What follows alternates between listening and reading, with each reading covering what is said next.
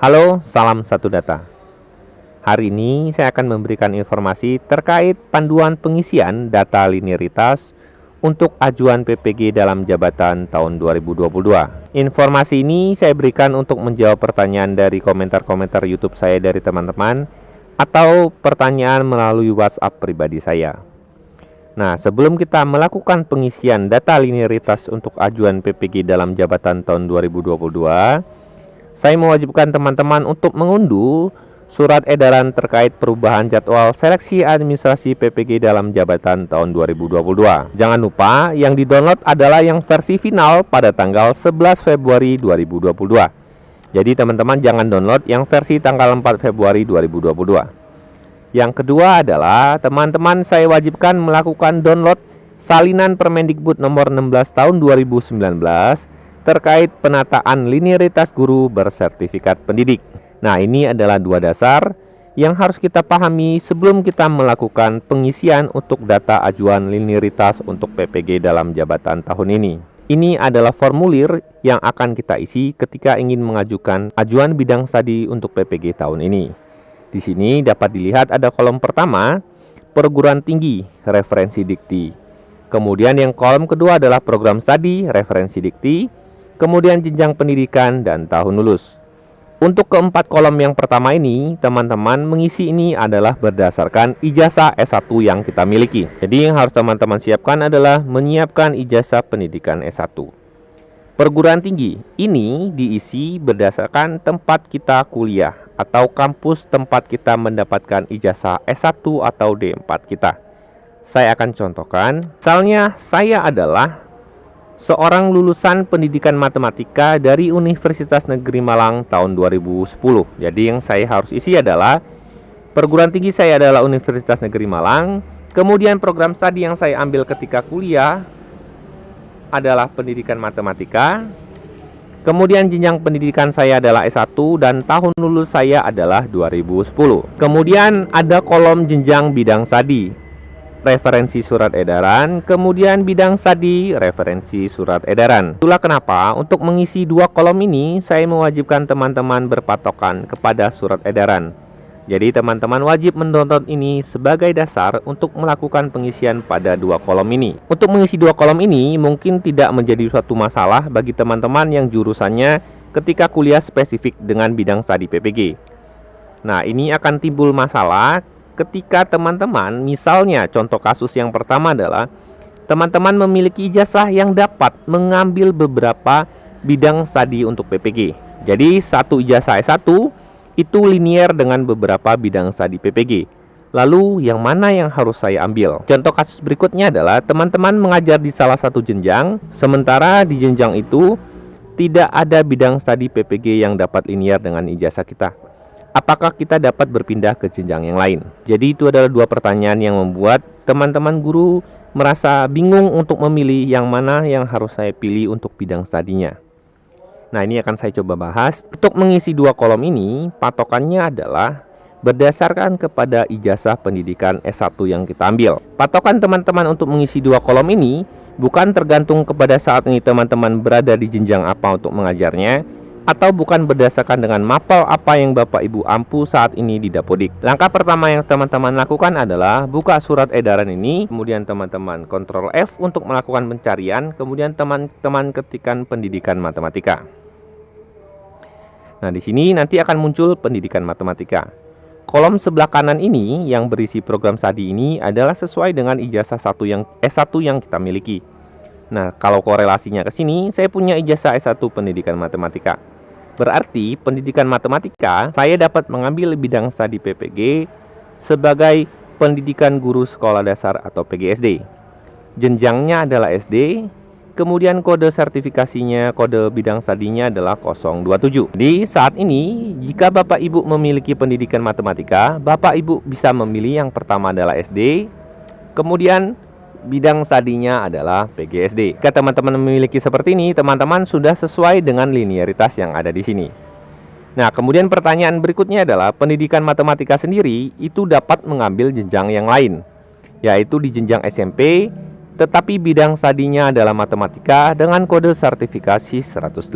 Jadi teman-teman dapat memilih ini menjadi SMP, kemudian bidang studi yang diampu untuk PPG-nya adalah matematika. Nah, pertanyaannya saat ini adalah, apakah dengan pendidikan matematika saya lebih baik mengambil sebagai guru SD dan mengambil bidang studi PGSD atau mengambil bidang studi matematika tapi di jenjang SMP? Nah, untuk menjawab pertanyaan ini tersendiri sebenarnya sudah dibahas oleh teman-teman dari Kemendikbud ya. Ini contoh kasusnya mungkin sedikit berbeda tetapi fungsinya sama. Jika memiliki S1 atau D4 sejarah, sebaiknya memilih PPG bidang studi PPG sejarah atau IPS. Bagi guru yang memiliki S1 sejarah, sebaiknya memilih PPG sejarah karena sangat bersesuaian dengan latar belakang pendidikan sehingga diharapkan tingkat kelulusan lebih tinggi. Jadi kalau berdasarkan jawaban ini, teman-teman, saat ini misalnya saya adalah pendidikan matematika, saya saat ini kebetulan mengajar di SD, Pak. Apakah saya mengambil PGSD atau matematika? Idealnya, teman-teman itu adalah mengambil SMP dan matematika. Kenapa memilih ini? Alasan pertama adalah ketika teman-teman nanti memilih bidang studi untuk PPG, nanti di bidang profesionalnya teman-teman itu akan sangat dituntut yang namanya dasar basic sesuai dengan jurusan yang teman-teman pilih. Misalnya kalau teman-teman matematika mengambil matematika, nanti ketika PPG akan membahas yang namanya pelajaran-pelajaran matematika.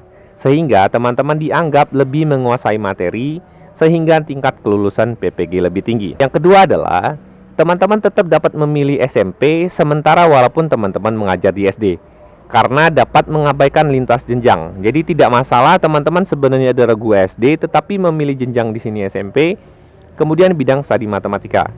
Karena bidang studi matematika dengan kode 180, kalau teman-teman cari di Permendikbud nomor 16 tahun 2019, teman-teman ketikkan 180. Nah, kalau teman-teman cari di sini bahwa guru yang memiliki kode sertifikasi salah satunya 180 dapat pindah dan mengajar sebagai guru kelas di SD. Jadi kalau teman-teman memilih SMP matematika, teman-teman tetap saja saat ini bisa mengajar di SD dan dapat sertifikasinya linier dan valid gitu ya. Jadi tidak masalah teman-teman mengambil matematika, tidak harus PGSD. Tetapi kalau teman-teman memilihnya PGSD sesuai dengan jenjang teman-teman, kelemahan teman-teman adalah teman-teman nanti akan mengikuti bidang studi PGSD yang mungkin akan sedikit berbeda ilmu profesionalnya dengan pendidikan matematika yang teman-teman miliki. Dan salah satu kelemahannya adalah ketika teman-teman memilih PGSD, teman-teman hanya bisa mengajar di jenjang PGSD saja. Tapi kalau teman-teman memilih matematika, teman-teman dapat memilih di hampir semua jenjang dan itu linier. Misalnya kalau teman-teman saat ini mengajar di SD, tiba-tiba teman-teman berpindah ke SMP. Nah, nanti sertifikat pendidik PGSD teman-teman tidak dapat digunakan untuk jenjang yang lain. Jadi nanti kalau teman-teman pindah ke SMP tidak bisa digunakan. Tetapi kalau teman-teman mengambil matematika jenjang SMP, suatu saat teman-teman pindah ke SMA, di SMK maupun di SD, sertifikat pendidik teman-teman tetap dapat digunakan. Jadi itulah alasan kenapa saya sarankan bagi teman-teman yang pendidikan matematika, sementara mengajar di kelas SD, tetap pilih saja jenjangnya adalah SMP, SMA atau SMK, tetapi pilihnya adalah matematika. Pertanyaan berikutnya adalah seperti ini. Saya saat ini adalah ijazah pendidikan ekonomi, sementara saya kebetulan mengajar di jenjang SD.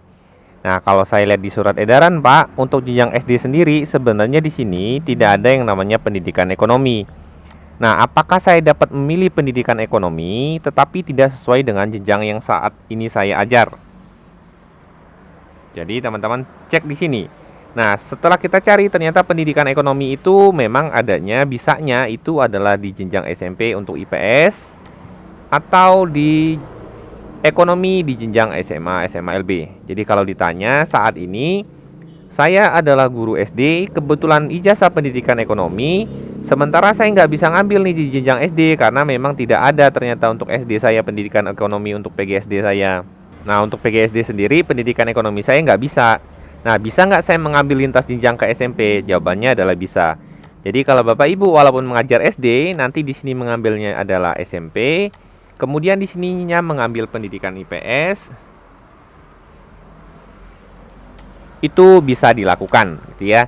Jadi saya menggarisbawahi sekali lagi bahwa patokan untuk mengambil jenjang bidang studi ini dan bidang studi ini bukan berdasarkan saat ini kita kondisinya mengajar di jenjang apa dan mapel apa yang kita ampu di Dapodik, tetapi berdasarkan ijazah S1 kita disesuaikan dengan kolom yang ada di sini, gitu ya. Ini adalah kolom ijazah kita dan ini adalah bidang studi PPG yang dapat kita ampu. Jadi jawabannya teman-teman, walaupun mengajar SD tetap saja pilihnya di sini jenjang bidang studinya adalah SMP, tetapi ngambilnya adalah IPS.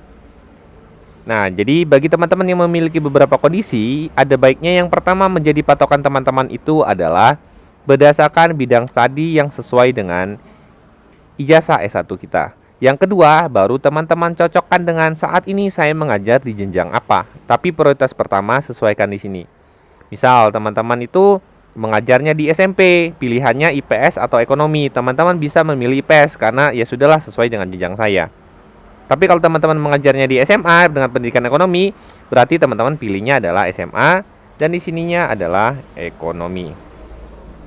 Dengan segala pertimbangan keuntungan dan kerugian. Nah, kalau dilihat lebih ideal sebenarnya adalah ekonomi sesuai dengan ekonomi dibandingkan dengan teman-teman yang memilih SMP tetapi memilihnya adalah pendidikan IPS, ya.